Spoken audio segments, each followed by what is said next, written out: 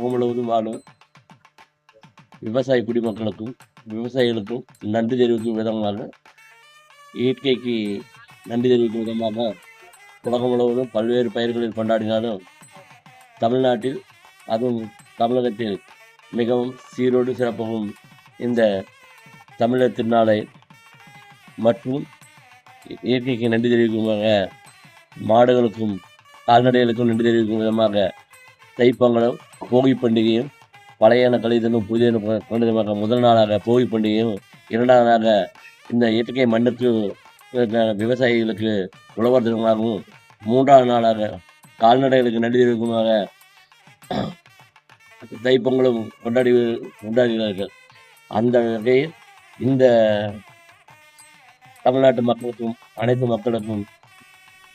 தமிழர் திருநாளும் தமிழ் புத்தாண்டு நல்வாழ்த்துக்களும் தெரிவித்துக் கொள்கிறோம்.